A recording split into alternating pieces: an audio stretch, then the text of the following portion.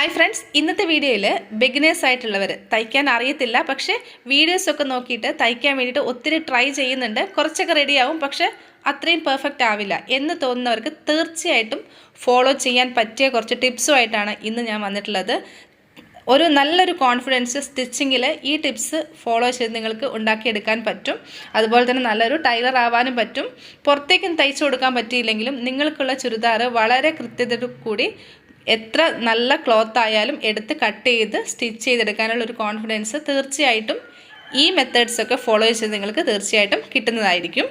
ഞാൻ വീഡിയോസൊക്കെ നോക്കി സ്റ്റിച്ച് ചെയ്യാൻ പഠിച്ച ഒരാളാണ്. അപ്പോൾ എനിക്ക് കോൺഫിഡൻസ് ഉണ്ടാക്കി തന്ന കുറച്ച് കാര്യങ്ങളുണ്ട്, അതാണ് ഞാൻ നിങ്ങളുമായിട്ട് ഷെയർ ചെയ്യാൻ പോകുന്നത്. അതുപോലെ തന്നെ എനിക്കുണ്ടായ കുറച്ച് മിസ്റ്റേക്സ് ഉണ്ട്, അതും കൂടി നിങ്ങളുമായിട്ട് ഞാൻ ഷെയർ ചെയ്യുവാണ്. അപ്പോൾ വീഡിയോ എല്ലാവരും സ്കിപ്പ് ചെയ്യാതെ ലാസ്റ്റ് വരെ കാണണം. നന്നായിട്ട് സ്റ്റിച്ചിങ് അറിയാവുന്നവരൊന്നും കാണേണ്ട ആവശ്യമില്ല, അവർക്കിത് ഉപകാരപ്രദമാകുന്ന പ്രതീക്ഷ എനിക്കില്ല. പക്ഷേ ബിഗിനേഴ്സ് ആയിട്ടുള്ളവർ എന്തായാലും ഒന്ന് കണ്ടു നോക്കണേ. ആദ്യത്തെ ടിപ്പ് എന്താണെന്ന് പറയട്ടെ. എൻ്റെ ഈ വീഡിയോ കാണുന്ന മിക്ക ആൾക്കാരും ബിഗിനേഴ്സ്, അതായത് വീഡിയോസൊക്കെ കണ്ടിട്ട്, യൂട്യൂബിൽ വീഡിയോസൊക്കെ കണ്ടിട്ട് തയ്ക്കാൻ ഇഷ്ടപ്പെടുന്ന ആളുകൾ അല്ലെങ്കിൽ തയ്ക്കാൻ വേണ്ടി ട്രൈ ചെയ്യുന്ന ആളുകളായിരിക്കും. സ്വന്തമായിട്ടൊരു ചുരിദാറെങ്കിലും തയ്ക്കാൻ വേണ്ടിയിട്ട് ആഗ്രഹമുള്ള ആളുകളായിരിക്കും. അപ്പൊ അവർക്കുള്ള ഒരു ടിപ്പാണ് ഇത്. എന്താന്ന് വെച്ചാല്, നമ്മൾ വീഡിയോസ് കാണുമ്പോൾ, ഇപ്പൊ ഒരു ചുരിദാർ തയ്ക്കാൻ വേണ്ടിയിട്ടുള്ള വീഡിയോ ആണ് കാണുന്നെങ്കിൽ ഒത്തിരി വീഡിയോസ് ഉണ്ട്. അതിനകത്ത് ജെനുവിൻ ആയിട്ടുള്ള വീഡിയോസ് നോക്കി കണ്ടുപിടിക്കുക എന്നുള്ളതാണ് ഒന്നാമത്തെ കാര്യം. അതുകൂടാതെ 2-3 വീഡിയോസ് നമ്മൾ കാണുക, അതിനകത്ത് നമ്മൾക്ക് കൺവീനിയന്റ് ആണെന്ന് തോന്നുന്നത്, അതായത് പെർഫെക്റ്റ് ആണെന്ന് തോന്നുന്ന വീഡിയോ നമ്മൾ സെലക്ട് ചെയ്യണം. എന്നിട്ട് ആ വീഡിയോ കണ്ട കാര്യങ്ങൾ നമ്മൾ നോട്ട് ചെയ്ത് വെക്കണം. ചുരിദാർ തയ്ക്കുന്ന ഒരു വീഡിയോ ആണെങ്കിൽ അത് ഫുള്ളായിട്ട് കാണുക. കണ്ടു കഴിഞ്ഞതിന് ശേഷം അടുത്തത് നമ്മൾ ആ വീഡിയോ കണ്ടുകൊണ്ട് നമ്മൾ അതിന്റെ മെഷർമെന്റ്സും കാര്യങ്ങളും ഒക്കെ എങ്ങനെയാണ് സ്റ്റിച്ച് ചെയ്യുന്നതൊക്കെ ഡീറ്റെയിൽഡ് ആയിട്ട് അതിനകത്ത് ഉണ്ടാവുമല്ലോ, അതൊക്കെ നമ്മളൊന്ന് നോട്ട് ചെയ്ത് വെക്കുക. അതുപോലെ എഴുതി വെക്കുക എന്നല്ല, ജസ്റ്റ് ഓരോ പോയിന്റ്സ് ഇട്ടിട്ട്, അല്ലെങ്കിൽ ഇപ്പൊ ചുരിദാർ ആണെങ്കിൽ ആം ഹോൾ എന്ന് എഴുതിയിട്ട് അണ്ടർലൈൻ ചെയ്ത് ആം ഹോളിന്റെ കാര്യങ്ങൾ, പ്രധാനപ്പെട്ട കാര്യങ്ങൾ നോട്ട് ചെയ്ത് വെക്കുക. മെഷർമെന്റ്സ്, ഷോൾഡർ, അങ്ങനെയെല്ലാം ഒന്ന് നോട്ട് ചെയ്ത് വെക്കുക. ഇതാ ഞാൻ ഇങ്ങനെയാണ് ഞാൻ വീഡിയോസ് ഒക്കെ നോക്കിയിട്ട് പഠിച്ചെടുത്ത ഒരാളാണ്. അപ്പോൾ എനിക്ക് ആ കോൺഫിഡൻസ് കിട്ടിയതും ഇങ്ങനെ തന്നെയാണ്. ഞാനിതാ എല്ലാ കാര്യങ്ങളും കറക്റ്റ് ആയിട്ട് ഇങ്ങനെ നോട്ട് ചെയ്ത് വെക്കാറുണ്ട്.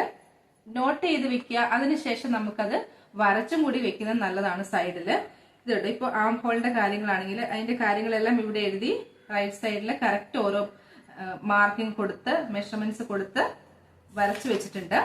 ഇതാണ്. ഇപ്പൊ ബ്ലൗസിന്റെ ആണെങ്കിൽ ബ്ലൗസിന്റെ മെഷർമെന്റ്സ് ഒക്കെ കറക്റ്റ് ആയിട്ട് ആദ്യം ബോഡിയിൽ നിന്നും അതുപോലെ തന്നെ നമ്മുടെ ഒരു സ്റ്റിച്ച് ചെയ്തിട്ടുള്ള ബ്ലൗസിൽ നിന്നൊക്കെ കറക്റ്റ് ആയിട്ട് എടുത്ത് എഴുതുക. അതിനുശേഷം നമുക്കത് ജസ്റ്റ് ഒന്ന് വരച്ചു നോക്കണം കറക്റ്റ് ആയിട്ട്. ബാക്ക് പാർട്ട്, ഫ്രണ്ട് പാർട്ട് നമ്മുടെ സ്കെയിൽ ഉപയോഗിച്ച് നോട്ടിൽ വരച്ചാൽ മതി. അതിലെ മെഷർമെന്റ്സ്, അതായത് നമ്മൾ ഇഞ്ചാണ് തുണിയിലേക്ക് കട്ട് ചെയ്യുന്നതെങ്കിലും എല്ലാ മെഷർമെന്റ്സും നമ്മൾ സ്കെയിലില് സെന്റിമീറ്റർ അളവില് നമ്മുടെ ബുക്കിൽ വരച്ചാൽ മതി. അപ്പോൾ കറക്റ്റ് ആയിട്ട് തന്നെ ആയിരിക്കും കിട്ടുന്നത്.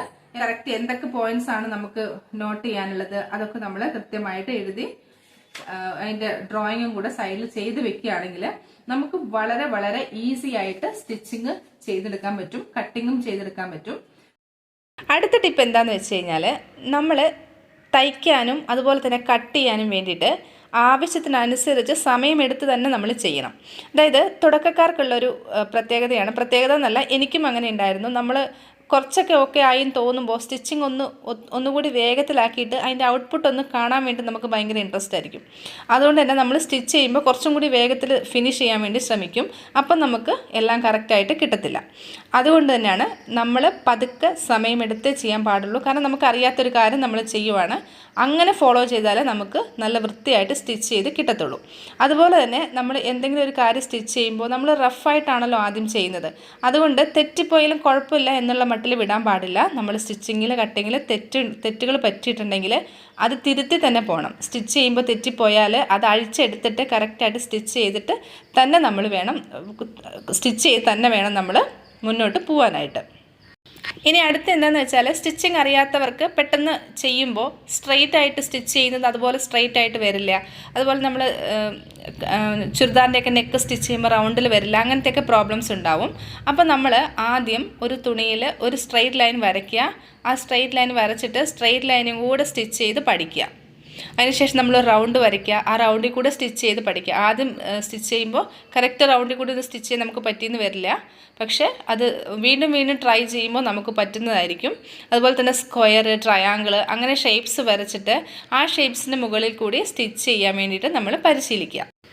അടുത്തൊരു പ്രധാനപ്പെട്ട ടിപ്പാണ്, നമ്മളിപ്പോൾ നെക്കൊക്കെ സ്റ്റിച്ച് ചെയ്യുമ്പോൾ കറക്റ്റ് ഒരു 1/4 ഇഞ്ച് ഗ്യാപ്പിൽ നമ്മൾ റൗണ്ടിൽ സ്റ്റിച്ച് ചെയ്തെടുക്കണം. അതായത് തയ്യൽ തുമ്പ് എല്ലാ സ്ഥലത്തും ഒരേ അളവിൽ നമ്മൾ വിട്ടിട്ട് വേണം സ്റ്റിച്ച് ചെയ്യാനായിട്ട്.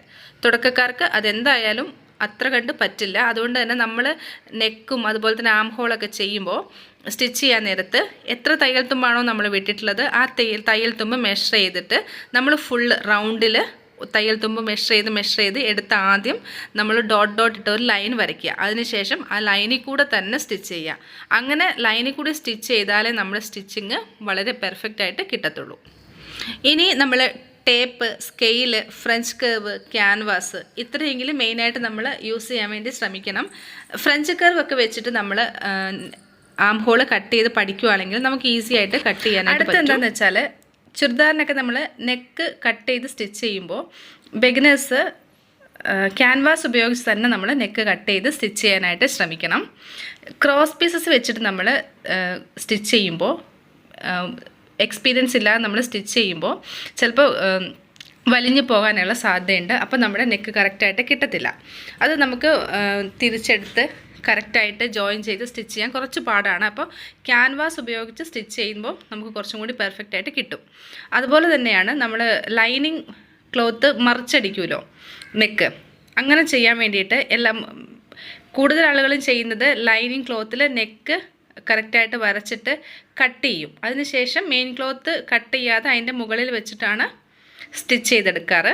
അതിന് പകരം ലൈനിങ് ക്ലോത്തിൽ നമ്മൾ നെക്ക് കറക്റ്റായിട്ട് വരച്ചെടുത്തിട്ട് അതിനെ നേരെ പകുതിയായിട്ട് മടക്കിയിട്ട് പോലെ മറ്റേ സൈഡിലേക്ക് ട്രേസ് ചെയ്തെടുക്കുക. എന്നിട്ട് നമുക്ക് വരച്ച് വെച്ചിട്ട് കറക്റ്റായിട്ട് ലൈനിങ് ക്ലോത്തും മെയിൻ ക്ലോത്തും കൂടെ പിൻ ചെയ്ത് വെച്ചിട്ട് സെൻറ്ററിൽ കണ്ടോ ഒരു സ്റ്റിച്ച് സെൻറ്ററിൽ കൂടി ഇടുക. അങ്ങനെ ഒരു സ്റ്റിച്ച് സെൻറ്ററിൽ കൂടി ഇട്ട് കഴിഞ്ഞിട്ട് പിന്നെ നമുക്ക് അങ്ങോട്ടും ഇങ്ങോട്ടും നീങ്ങില്ല നമ്മുടെ നെക്ക്. പിന്നും കൂടി ചെയ്ത് കഴിഞ്ഞാൽ പെർഫെക്റ്റായി. എന്നിട്ട് നമ്മൾ കറക്റ്റ് നമ്മൾ വരച്ചിരിക്കുന്ന വരയെ കൂടെ തന്നെ നെക്ക് സ്റ്റിച്ച് ചെയ്തിട്ട് ലൈനിങ്ങും മെയിൻ ക്ലോത്തും കൂടി കട്ട് ചെയ്തെടുത്ത് മാറ്റുക. അതായിരിക്കും ഈസി ആയിട്ട് ചെയ്യാനായിട്ട് പറ്റുന്നത്. അല്ലാതെ നമ്മൾ ആദ്യം നെക്ക് കട്ട് ചെയ്തിട്ട് പിന്നെ വെച്ച് സ്റ്റിച്ച് ചെയ്യാനായിട്ട് കുറച്ചൊരു ബുദ്ധിമുട്ടായിരിക്കും.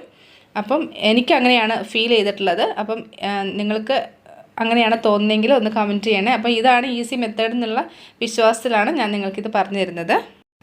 അതുപോലെ ആം ഹോളൊക്കെ നമ്മൾ വരച്ചെടുക്കുമ്പോൾ അതിന് വരയ്ക്കേണ്ട ഒരു കറക്റ്റ് മെത്തേഡ് ഉണ്ട്.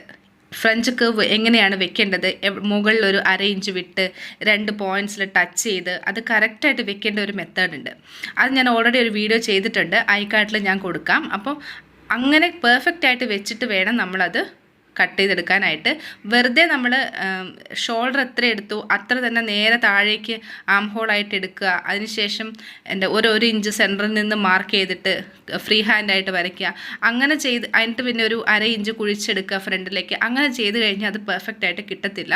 അതിന് കറക്റ്റ് ഒരു മെത്തേഡ് ഉണ്ട്. എങ്ങനെയാണ് നമ്മൾ ആം ഹോളിൻ്റെ ലെങ്ത്ത് എത്രയാണ് എടുക്കേണ്ടത്. ഷോൾഡർ തന്നെ ആയിരിക്കില്ല ആം ഹോളിൻ്റെ ലെങ്ത്ത്, അതിന് നല്ല മാറ്റം ഉണ്ടാവും പലർക്കും. അപ്പോൾ എങ്ങനെയാണ് അതെങ്ങനെ വരയ്ക്കേണ്ടതെന്നുള്ള വീഡിയോ കണ്ടിട്ട് അതുപോലെ നിങ്ങൾ ചെയ്യുക. അങ്ങനെ ചെയ്യുന്നത് ഒന്നുകൂടി ഈസി ആയിരിക്കും. ഫ്രീ ഹാൻഡിൽ വരയ്ക്കുന്നേക്കാളും ഈസി ബിഗിനേഴ്സിന് അത് തന്നെയായിരിക്കും.